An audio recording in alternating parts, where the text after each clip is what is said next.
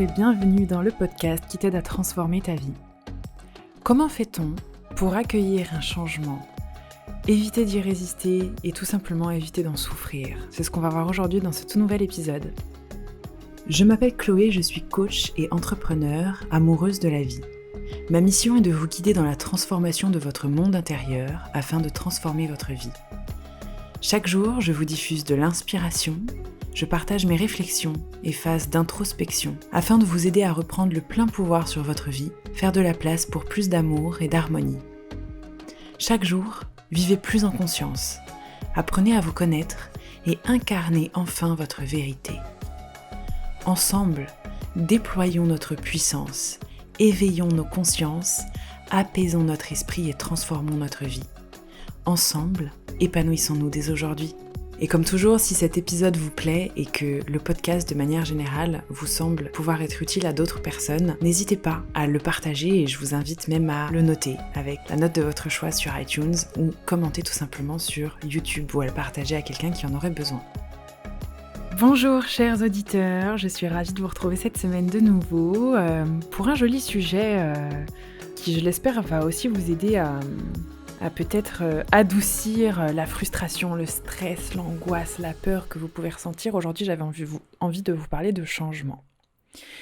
On vit tous des changements dans notre vie, je pense qu'on en a énormément vécu depuis ces 2 dernières années avec tout ce qui s'est passé même au niveau mondial. On en a tous beaucoup vécu, même dans nos différents jobs, dans nos relations, peut-être même au niveau du corps, dans notre société, enfin en fait à plein de niveaux. Il y a plein de changements, plein de changements. Et j'ai eu envie de faire ce podcast-là parce que je trouve aussi qu'on est vraiment dans un espèce de changement de paradigme à plein de niveaux. Je sais que beaucoup d'entre vous ont subi de très gros changements ces derniers mois dans leur vie, que ce soit au niveau de leur entourage, au niveau de leur travail, au niveau de leur manière de penser, au niveau de leur système de valeurs peut-être aussi, et si ça fait écho donc au tout dernier épisode que j'ai fait avant celui-ci. Et je sais que pour beaucoup aussi d'entre vous, et ça a été aussi mon cas, accueillir le changement, c'est parfois inconfortable. Enfin, on y reviendra. Que parfois, les choses changent, et que c'est pas agréable que les choses changent, qu'on n'a pas envie que les choses changent. Parfois même on en souffre, et puis on se dit même que c'était mieux avant, on se dit même que le changement, on n'en veut pas, on a du mal à l'accepter. Et le changement, parfois, ça vient vraiment nous chercher.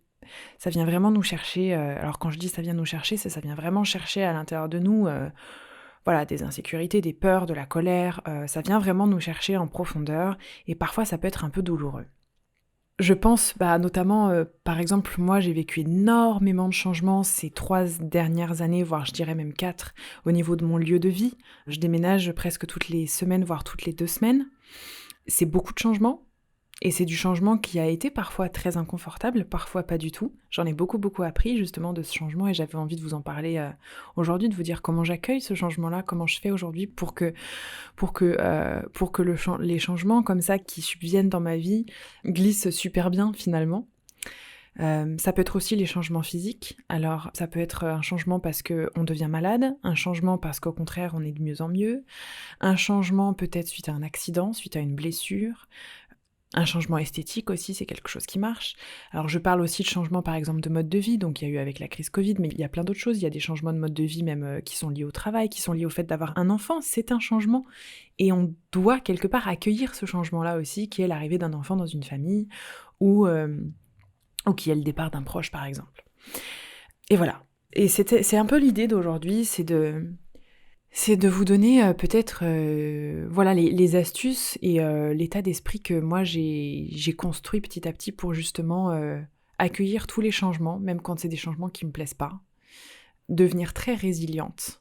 J'ai déjà parlé de la résilience dans un autre de mes podcasts en expliquant justement que cette résilience, c'est vraiment le fait non pas de rester de marbre face à un événement, mais de savoir s'adapter, de savoir faire preuve quelque part d'adaptabilité, de flexibilité aussi, quand on a été impacté par quelque chose. En fait, ce qu'il faut comprendre avant tout, c'est que la vie n'est que changement. La vie, l'essence même de la vie, c'est le changement, c'est l'évolution, c'est le mouvement. Tout n'est que de passage dans la vie. Même nous ne sommes que de passage dans cette vie-là, dans ce corps-là, sous cette forme-là. Je pense pas qu'on soit de passage dans la vie, je pense pas qu'on ait qu'une seule vie, je pense pas qu'on ait que cette vie-là, mais dans cette vie-là en tout cas, on est de passage. Dans ce corps-là, on est de passage. Sous cette forme-là, on est de passage. Chloé Bloom, elle est que de passage. Cet épisode, il est de passage seulement. Tout est passager en fait, tout est temporaire, nos émotions sont temporaires. J'expliquais dans un de mes derniers lives de la Bloom Academy qu'une émotion, ce n'est qu'une émotion, c'est un peu comme une posture de yoga qu'on a du mal à tenir. Quand on est traversé par une émotion, quelle qu'elle soit, il faut un petit peu, on peut en tout cas la considérer comme une posture de yoga en se disant en fait, c'est pas pour la vie que je ressens cette émotion. Cette émotion-là, elle est que de passage, elle va pas me tuer. Là, elle peut être très inconfortable, elle peut être parfois douloureuse, elle peut être bouleversante, elle peut être peut-être géniale, je ne sais pas, mais elle est que de passage. Et je sais que je reste concentrée quelque part sur ma respiration, donc sur ma vie, et il y aura du changement. Donc là, je parle d'émotions qui sont pareilles, de passage, mais en fait, tout est de passage dans la vie. Le changement, c'est la vie. Le mouvement, c'est la vie. La vie est changement. Vous le voyez même tout autour de vous, les saisons qui changent constamment, le paysage qui change constamment, la géographie de la Terre qui change constamment. Tout est en mouvement, en fait. Le mouvement, le renouveau. Dans la nature même, tout est présent. La mort, la renaissance, le changement, le changement, le changement. Donc le changement fait vraiment partie de la vie. Et c'est drôle que parfois, c'est drôle, c'est pas si drôle que ça, mais c'est un peu cynique que quelque part, on essaye de résister à ça en fait. C'est cynique quelque part qu'on n'accepte pas ce changement-là et que ce changement soit extrêmement douloureux. En fait, parfois, le changement survient dans notre vie lorsqu'on n'y est pas prêt, lorsqu'on s'y attend le moins, et puis surtout, parfois, le changement arrive, se pointe dans notre vie quand on n'a pas envie que ça change, et c'est en général à ce moment-là qu'il se pointe. Parfois, le changement est très inconfortable, voire très douloureux. Donc justement, changement de lieu de vie, des règles de vie, même le fait que vous changiez par exemple d'équipe dans une entreprise, le fait que vous changiez de poste, le fait peut-être que la personne que vous aimiez change de personnalité, ça peut être super inconfortable, ça peut être très douloureux et c'est complètement ok. Mais ce que j'aimerais vous faire passer aujourd'hui, c'est que le changement n'est jamais douloureux. Ce qui est douloureux, c'est la résistance au changement. C'est ce que j'essaye justement de vous faire passer comme message, c'est que le changement, c'est juste la vie. Le changement, c'est. Point. C'est. Juste c'est, en fait. Ce qui va être douloureux, c'est cette résistance au changement qu'on construit parce qu'on ne l'accepte pas, parce qu'on ne l'accueille pas, parce qu'on se dit que c'était beaucoup mieux avant, parce qu'on est focalisé sur le fait que les choses ne sont pas comme on aimerait, parce qu'on est focalisé à défendre à tout prix le fait qu'on ne croit pas en ce nouveau paradigme ou que ce n'est pas ce qui nous correspond, etc., etc. Donc en fait, le changement n'est jamais douloureux. Jamais, jamais, jamais. Ce qui est douloureux, c'est cette résistance au changement. Et le changement fait partie de la vie. Donc encore une fois, c'est un peu cynique de vouloir résister au changement. Mais c'est humain. Le changement, c'est juste une étape dans la vie qui indique que qu'on est bien en vie, quelque part. Enfin, moi, j'arrête pas de me dire que si ça change, c'est que c'est bon, je suis encore en vie, quelque part. Le changement, c'est juste la vie. Voilà, ça indique que la vie est bel et bien là, qu'elle est bien et bien en mouvement, qu'on est bien en mouvement et que tout est passager, rien n'est permanent. Mais on tente de résister au changement justement parce que ça ne nous convient pas, que la manière dont les choses changent ne nous convient pas non plus, et qu'on est obsédé un peu par cette idée que je veux à tout prix que ça revienne comme avant. Moi, typiquement, j'ai vraiment eu cette attitude-là au tout début de la crise sanitaire mondiale, en me disant... j'étais frustrée, j'étais en colère, j'étais hyper angoissée, parce que tout ce que je voulais, c'était à tout prix que tout redevienne comme avant. Jusqu'au jour où j'ai compris qu'en fait, ça ne redeviendrait jamais comme avant. Et qu'il fallait que je fasse avec. Jusqu'au jour où j'ai compris qu'en fait, non. Le monde, comme je le voyais, où j'étais persuadée que ça allait redevenir exactement comme avant, tout pareil, c'était terminé. C'était passager, ça avait été temporaire, et qu'aujourd'hui, ma vie a changé, les choses ont changé, les conditions dans lesquelles je vais voyager ont changé, les conditions dans lesquelles on va vivre ont changé, et c'est un changement. Et je dis pas que je suis ok avec tout ce qui se passe, parce que c'est pas le cas. Je dis pas que ça me plaît, parce que c'est pas le cas non plus. Mais ça a changé. Et je peux pas résister à ce changement-là. Ce changement, il fait partie de la manière dont se déroule la vie quelque part. Quand j'ai accepté que, en fait, ça ne redeviendrait pas comme avant, je me suis dit, en fait, attends Chloé, stop. Accueille ce changement, le changement de toute façon est partout. C'est pas avec ta frustration et ta colère qu'en fait les choses vont redevenir comme avant, non. C'est trop tard quelque part, entre guillemets, les choses ont changé, le changement est là. Ok, je suis pas ok avec ce qui se passe. Je suis pas ok avec plein de décisions qui sont prises, je suis pas ok avec les choses. je sens bien que je suis pas ok avec tout ça, je suis pas ok avec plein de changements que ça induit. C'est sûr, je ressens de la colère, je ressens de la tristesse, je ressens de la peur, je ressens de l'angoisse, etc. Mais je sais que ça a changé. J'accueille ce changement et je me dis ok, maintenant, si je veux faire preuve d'adaptabilité et de flexibilité face à ce changement-là, il va falloir que j'aille plonger, puiser dans mes ressources les plus profondes pour m'adapter à ce changement, tout en restant intègre avec mes valeurs, tout en restant aligné à qui je suis et à ce qui est important pour moi. Donc si vous voulez, pour moi, accueillir le changement, c'est ça. C'est plutôt se dire, ok, que je sois frustrée, énervée, en colère, et que je résiste à ce changement, ça n'annule pas le changement. Je n'ai pas le contrôle sur ce changement-là. En revanche, j'ai le contrôle sur ma manière d'y réagir encore une fois. Donc j'accueille ce changement-là, et je me pose plutôt la question, au lieu de me dire « moi je veux que ce soit comme avant, mais pourquoi ça a changé ?» Je vais plutôt me demander, en fait, ok, à partir de ce changement, comment est-ce que moi, je peux trouver la voie la plus juste pour moi, rester fidèle à mes valeurs, rester intègre à ce qui compte pour moi, à ce qui est important pour moi, et défendre mes opinions, ou juste vivre selon l'harmonie dont j'ai besoin, la paix dont j'ai besoin. Voilà, donc encore une fois, j'insiste sur le fait que c'est pas parce qu'on accueille un changement qu'on est ok avec les choses qui ont changé, mais parfois c'est ça aussi, accueillir le changement, c'est se dire en fait, ok, les choses ne seront plus pareilles, maintenant que ça a changé, c'est comme ça a changé, non, ce changement n'est pas douloureux, maintenant ok, face à ce changement-là, qu'est-ce qui est vraiment important pour moi ? Et comment je peux m'accompagner pour m'adapter à ce changement-là ? Comment je peux m'accompagner peut-être pour faire entendre ma voix ? Ou comment je décide de faire face aux choses en fait, finalement ? Exactement comme dans un changement de relation. Exactement comme dans un changement de relation, si demain je me retrouve toute seule du jour au lendemain, c'est la résistance au changement qui va me faire souffrir, alors que ce changement sera là. J'arrête d'y résister, ok, la situation est que aujourd'hui je suis toute seule. Aujourd'hui je suis seule, je me retrouve seule alors que j'ai été en couple pendant des années. C'est un exemple, c'est pas ce qui est en train de se passer pour moi, mais c'est un exemple. Ce changement est là en fait. Donc je ne vais pas essayer de garder le contrôle sur non, il faut surtout pas que ça change et je vais retenir cette personne à tout prix, je veux surtout pas que ça change, non, je ne veux pas être toute seule, etc. Là, je suis dans un système de résistance au changement et là, je vais souffrir. Alors que si j'accueille en me disant, en fait, ok, ce changement, il se présente. La vie ne me présente rien que je ne puisse surmonter. C'est une évidence.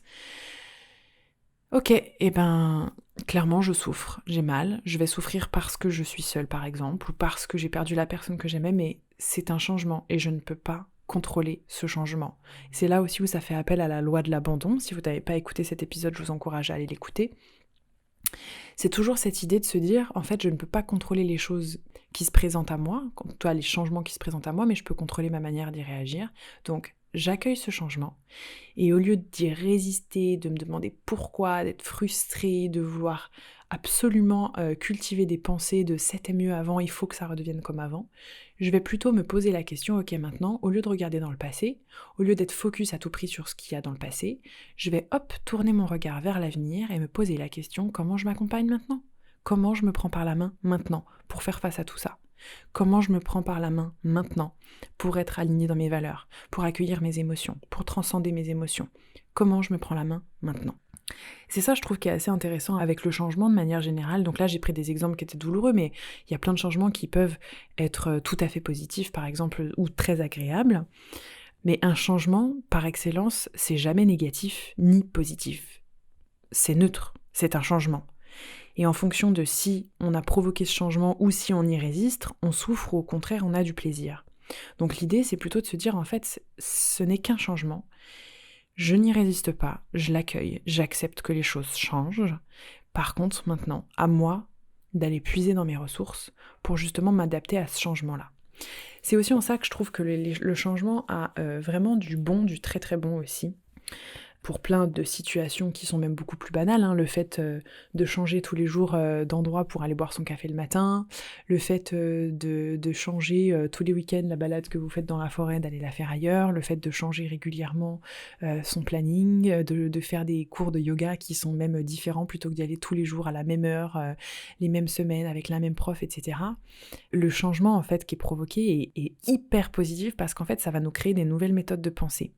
Ça crée des nouvelles connexions, en fait, tout simplement dans notre cerveau. Le docteur Joe Dispenza en parle énormément, je vous invite vraiment à vous intéresser à ses travaux. Ça va créer de nouvelles connexions dans notre cerveau, mais ça va aussi créer de nouvelles méthodes de pensée. Et typiquement, comme je vous parlais de tout à l'heure des changements parfois qui peuvent être douloureux quand on y résiste, en fait, l'idée, c'est de se dire, ben non, à ce moment-là, le fait qu'il y ait ce changement-là, je suis en train d'avoir une espèce de une nouvelle méthode de pensée que je n'avais pas avant. Je suis en train de me demander ce qui est vraiment important pour moi. Je suis en train de découvrir les opinions que j'ai à propos des choses. Je suis en train de découvrir ce qui compte pour moi. Je suis peut-être même en train de découvrir mes capacités et ce dont je suis capable par rapport à certaines choses. Donc au contraire, finalement, créer du changement dans sa vie nous permet de grandir. Accueillir un changement que l'on n'a pas créé nous permet aussi de grandir et nous permet de nous découvrir. C'est l'occasion donc de créer des nouvelles connexions, des nouvelles méthodes de pensée, de se découvrir soi certes, et surtout, je dirais de faire preuve encore plus de résilience, de découvrir des forces aussi qu'on ne se connaissait pas avant, par exemple. Et c'est surtout l'occasion d'obtenir des résultats différents dans notre vie, de faire des choix. Quand je vois le nombre de personnes, depuis 1 an et demi, 2 ans, qui ont créé un changement de méthode de pensée magistrale, qui se sont rendues compte qu'elles ne voulaient plus être esclaves de leur travail, qu'elles ne voulaient plus passer leur temps à bosser, même le week-end, qui se sont rendues compte qu'elles étaient dans un job qui ne leur plaisait pas et qu'elles voulaient se reconvertir. Moi, je trouve ça absolument magnifique en fait. Chaque changement, c'est une occasion de se découvrir, de grandir, de créer une nouvelle méthode de pensée, de créer une nouvelle connexion. Moi, le changement de lieu de vie que j'ai sans cesse, avec mon partenaire, on l'a vécu très très différemment.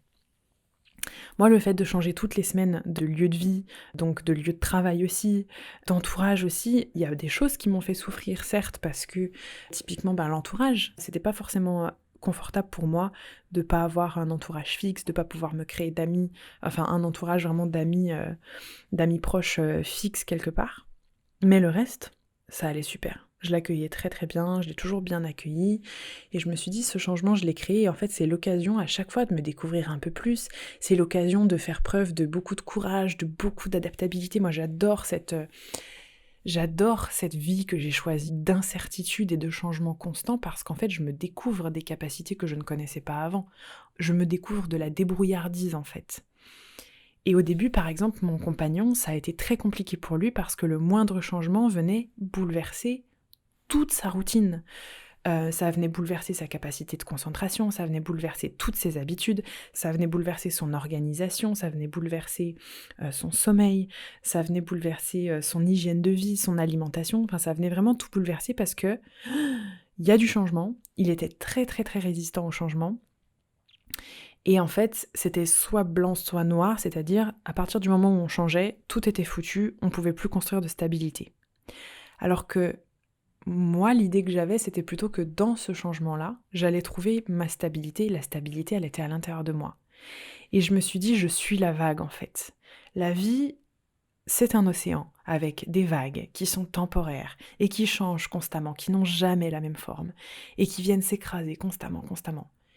Et si au lieu d'être prise dans les rouleaux et de ne jamais pouvoir rien construire et de ne jamais pouvoir glisser et de toujours être ballottée dans tous les sens, et si moi j'apprenais à être la vague, à accepter le changement, à surfer sur la vague, à tout doucement rouler un peu par-ci, rouler un peu par-là, et en fait à trouver cette fluidité et cette stabilité dans le changement.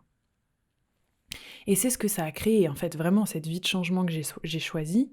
Alors oui, vous pouvez me dire que c'est du changement que moi j'ai créé, donc que c'est beaucoup plus facile, mais ça reste du changement qui a été de très nombreuses fois extrêmement inconfortable, parce qu'on a eu beaucoup de situations très très inconfortables, avec beaucoup de choses que je ne maîtrisais pas du tout.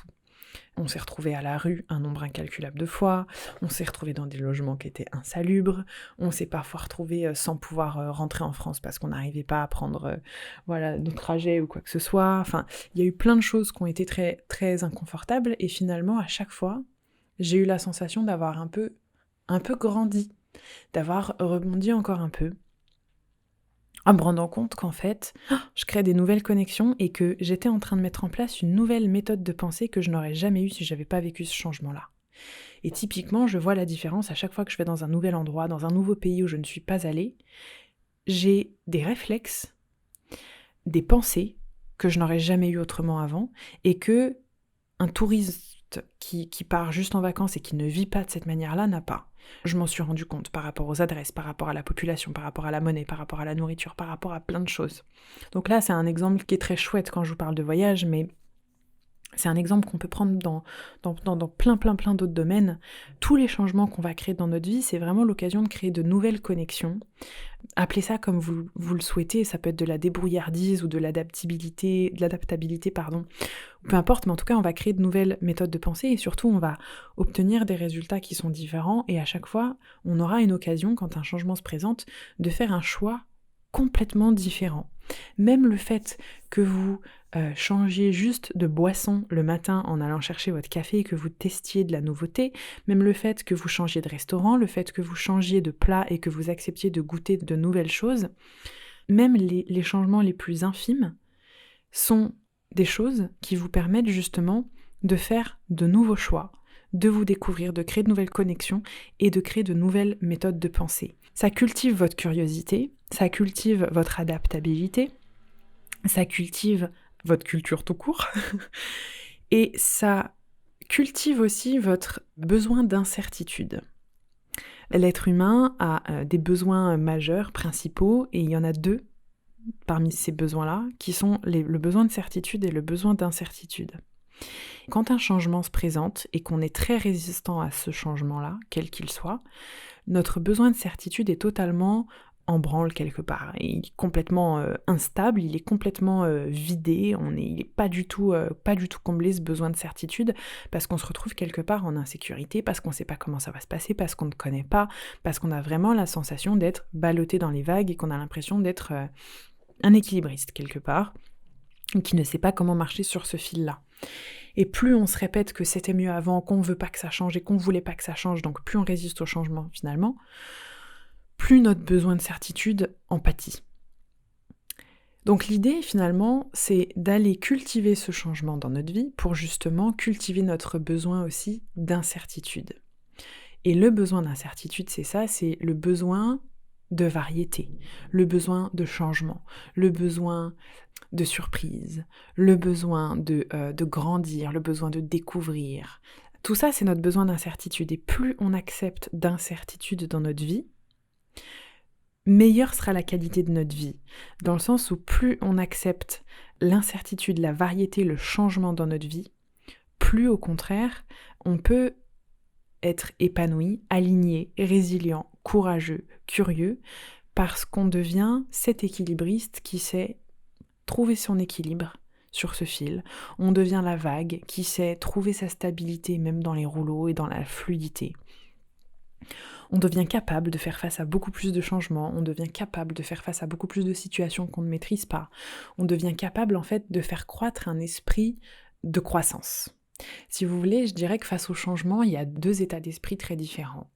Il y a l'état d'esprit fixe, qu'on a beaucoup, que moi j'ai beaucoup eu, que j'ai encore, je pense, face à certaines situations.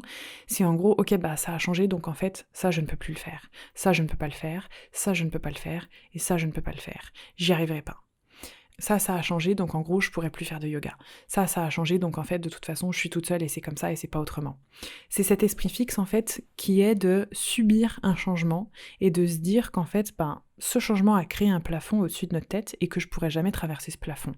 Que du coup, ça a mis ma situation dans une petite boîte bien précise et que je ne pourrais pas en sortir. Et l'autre état d'esprit, celui qui va vous aider à grandir justement et qui va vous permettre d'accueillir le changement avec beaucoup de lâcher-prise, beaucoup de résilience, beaucoup de courage, encore une fois en pratiquant l'abandon, la loi de l'abandon, c'est l'état d'esprit de croissance. C'est cet état d'esprit qui dit « Ok, il y a ce changement, il y a ce plafond au-dessus de ma tête, comment je peux le traverser ? Comment je peux m'adapter ? Quelles sont les solutions que je vais trouver ? » Ça, c'est un état d'esprit de croissance. Et je pense que la différence vraiment entre ces deux états d'esprit, c'est vraiment les questions qu'on va se poser. C'est les questions qu'on va se poser, c'est l'angle sous lequel on va aller choisir de voir la situation. Entre une personne qui voit une situation qui change par le prisme de l'esprit fixe, va se dire en fait, voilà, il y a changement, donc maintenant c'est terminé, c'est plus possible de faire ça. Et celui qui a l'état d'esprit de croissance, lui, va avoir une observation à travers un autre prisme, comme s'il n'était pas sur le même angle, comme s'il voyait la situation sous un autre angle en se disant « Ok, attends, je vois ça, maintenant comment je peux quand même faire pour trouver une solution ?» Cette différence d'état d'esprit, pour moi, c'est ce qui fait toute la différence entre quelqu'un qui se sent victime de sa vie et quelqu'un qui se sent aux commandes de sa vie. À partir du moment où on a cet état d'esprit de croissance, de solution quelque part et de changement, c'est vraiment l'état d'esprit de changement, en fait, on se donne la possibilité de changer l'angle sous lequel on voit la situation. De se dire, ok, là, attends, j'étais devant, mais là, je le voyais que d'une face. Ça se trouve, l'autre face de cette situation, elle est d'une autre couleur, ou l'autre face, elle est encore d'une autre forme, etc., etc. Et je vais aller trouver la face par laquelle, moi, ça m'arrange. C'est un petit peu ça, l'idée. État d'esprit fixe, état d'esprit de croissance. Ça nous permet, du coup, d'avoir beaucoup plus d'adaptabilité. J'ai rencontré des personnes absolument extraordinaires qui ont développé un état d'esprit de croissance incroyable, et notamment suite à des handicaps. Je crois qu'avant d'avoir un handicap, alors moi je ne suis pas concernée, mais je peux que vous relater des discussions que j'ai eues avec des personnes qui souffrent de handicap physique, qui me disaient, voilà, en fait, avant de souffrir de ce handicap-là, de cette blessure, avant d'avoir eu cet accident, voilà, moi je faisais tel sport et je me disais qu'en fait, le jour où j'aurais plus ma jambe, c'était mort, j'arrêtais tout, c'était fini. Et ces personnes-là ont eu cet accident, ont eu ce handicap, souffrent de cette blessure, et elles ont développé un état d'esprit magnifique de croissance. Elles se sont pas dit une seule seconde, c'est terminé pour moi. Elles se sont dit, ok, peut-être que j'ai ça, peut-être que j'ai ce handicap, peut-être que j'ai cette blessure, peut-être que j'ai cette souffrance. Ça m'arrêtera pas pour autant maintenant, je vais chercher comment faire pour continuer ça quand même. Donc c'est tout cet esprit de, ok, j'accueille ce changement et je me pose la question comment est-ce que je vais le faire ? Ce changement, il est là. Je peux y résister tout ce que je veux, ça va juste me bouffer, ça va juste me provoquer des émotions extrêmement désagréables. Je décide de ne pas me concentrer là-dessus, j'accueille le changement et je trouve comment est-ce que je peux surmonter ça. Donc c'est, encore une fois, on revient à cette notion d'adaptabilité. L'adaptabilité, c'est ce qui permet la survie quelque part. Celui qui vivra le mieux le changement, c'est celui qui a la plus grande capacité d'adaptation et d'adaptabilité. C'est celui qui va trouver des solutions en fonction de l'environnement qui est présenté à lui. Encore une fois, on est dans la loi de l'abandon. Et je répète, ça ne veut vraiment pas dire que cette nouvelle situation est ok ou agréable pour nous, mais ça veut dire qu'on accueille le changement, qu'on va puiser dans nos ressources pour faire preuve d'adaptabilité, de lâcher prise, tout en restant intègre à ce qui est important pour nous. Un peu comme le roseau finalement, qui va plier sous le vent, etc. Au lieu de casser, il s'adapte à l'environnement. Au lieu de se briser, le roseau, il s'adapte. Et celui qui a le plus de flexibilité, c'est celui qui trouve le plus son équilibre aussi. Donc accueillir le changement, c'est arrêter d'y résister, en faisant preuve d'un état d'esprit de croissance, du coup, en se posant les bonnes questions. Vraiment en se posant des questions de, non pas pourquoi, mais ok, comment ? Ok, comment ? Qu'est-ce que je peux faire ? Comment je peux le faire ? Donc voilà, c'est vraiment cette idée-là. Et c'est aussi de faire un pas en arrière et de se dire « Ok, là, je suis en train de voir les choses sous ce prisme-là, mais attends, je me rappelle que je ne suis pas victime de ma vie. Je me rappelle que je peux être aux commandes. Peut-être qu'il faut que je change d'angle de vue.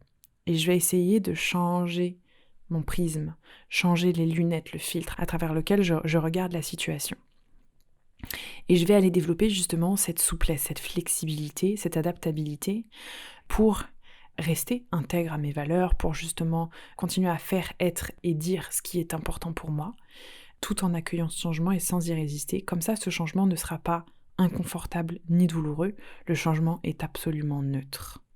J'arrête de résister, je deviens plus flexible justement pour mieux rebondir, pour mieux grandir. Chaque changement est une occasion de grandir. Cette souplesse, cette flexibilité, on va vraiment la retrouver dans l'énergie yin. Vous pouvez écouter le podcast sur l'énergie yin à la fin de cet épisode-là. Tout ce qui est flexibilité, souplesse face à une situation, c'est justement notre énergie yin, notre énergie féminine quelque part. Et dans ces situations-là, quand on vit un changement, c'est à ce moment-là qu'il faut faire appel à toute notre énergie yin. C'est-à-dire faire un pas en arrière, faire preuve d'ouverture, accueillir, recevoir, faire preuve de flexibilité, se dire ok, c'est pas par la force ni par la rigidité que je vais trouver une solution à ça ou que je vais me sentir bien. Ça sert à rien que je reste focus, concentré sur le changement en lui-même et le fait que c'était mieux avant ou le fait que je veux pas que ça change. Je décide de changer mon focus, de faire preuve d'adaptabilité, de cette souplesse-là. J'accueille et je vais trouver la solution. Donc ça demande aussi de la confiance, de la foi, beaucoup d'amour de soi encore une fois. Cette énergie yin, c'est celle qui va nous accompagner dans l'accueil du changement. Je vous disais par exemple dans un précédent podcast, et je vous le redirai dans un suivant, l'énergie yang, c'est celle qui va nous sécuriser. Dans un second temps, c'est celle qui va nous apporter la confiance, qui va nous apporter la réassurance, quelque part, quand on a une insécurité. Et l'énergie yin, c'est celle qui nous permet d'accueillir le changement, qui nous permet de faire preuve de flexibilité. Donc l'idée, ça va être justement d'aller développer son énergie yin et sa flexibilité pour mettre de côté un petit peu la rigidité. Sachez que la rigidité ne fera que vous rendre résistant au changement, ne fera que vous faire souffrir et créer de l'inconfort face au changement. Donc soyez flexible et vous trouverez une manière de rester hyper intègre à vos valeurs, de rester aligné, d'atteindre quand même les choses que vous avez envie d'atteindre et de réaliser. Même si c'est de manière complètement différente, peut-être que ce sera de manière complètement différente. Voilà, en vous posant des questions qui sont différentes. Donc suite à cet épisode, peut-être allez écouter justement le podcast sur l'énergie yin, que j'avais déjà enregistré. Peut-être vous pouvez écouter le podcast que j'ai fait juste avant sur le fait d'avoir des valeurs qui changent, parce que vraiment le changement c'est la vie. Le changement c'est humain, le fait de changer c'est sain, ça signifie que la vie est en mouvement, que la vie coule en vous, que vous êtes en mouvement, et c'est la stagnation au contraire qui est très malsaine, c'est le fait de vouloir tout figer dans la pierre et que tout soit éternel qui vous crée de la frustration finalement et qui est la mort en fait à partir du moment où on s'arrête, à partir du moment où on se fige, c'est ça la mort. C'est le fait d'être figé, de ne plus être en mouvement. Donc vous êtes en mouvement, vous êtes un être d'évolution, vous êtes un être de changement. Nous sommes dans une vie de changement et on peut être heureux avec le changement. Et c'est ce que je vous souhaite, justement, en l'accueillant. Voilà pour ces réflexions que j'ai eues. Encore une fois, j'ai pas envie de vous dire très concrètement, ok, alors quand il y a un changement, voilà ce que vous faites A, B, C ou D. Encore une fois, l'idée c'est que vous compreniez toute la méthode de pensée que je développe ici pour que vous puissiez vous-même l'appliquer dans votre quotidien ou l'appliquer dans un changement qui vous perturbe. Voilà, cette réflexion autour du yin, de l'adaptabilité, des questions que vous vous posez, de l'état d'esprit fixe et l'état d'esprit de croissance, du prisme peut-être à travers lequel vous regardez cette situation. Voilà, le chemin, c'est à vous de le faire. La réflexion, l'introspection, c'est à vous de le faire, et non pas en appliquant juste des étapes 1, 2, 3, 4, 5 pour accueillir le changement. C'est en faisant le chemin que vous allez vous expérimenter et grandir. C'est justement en vous expérimentant vous-même que vous allez croître et que vous allez développer un état d'esprit de croissance, que ce sera acquis et que ce ne sera pas juste du savoir mais de la connaissance. Voilà, tout est à l'intérieur de vous, vous avez absolument toutes ces ressources pour faire face aux changements qui se présentent dans votre vie. J'espère que vous le savez. On va approfondir ce sujet dans un exercice écrit, introspectif au sein de la Bloom Academy. Quand vous faites partie de la Bloom Academy, justement, vous avez des exercices écrits toutes les semaines qui vous permettent d'appliquer ce qu'on voit aussi dans les podcasts, etc. Donc voilà, pour ceux qui font partie de la Bloom Academy, j'espère que cet exercice vous sera très profitable. Je vous embrasse très fort. Peut-être que pour certains d'entre vous, je vous retrouve le 21 décembre pour un atelier expansion de conscience. Ça va être le deuxième que je vais donner en live. Donc c'est une soirée que je donne en live où je vous emmène dans des états modifiés de conscience pour aller élargir votre conscience, vous connecter à l'amour inconditionnel, au divin, à la lumière, etc. Le dernier était très très chouette avec des breathwork, des méditations, des bains sonores, etc. Les places sont très limitées. Mais pour ceux qui m'écoutent et qui auront pris leur place, je vous attends avec impatience. Voilà, je vous embrasse très fort et on se retrouve la semaine prochaine.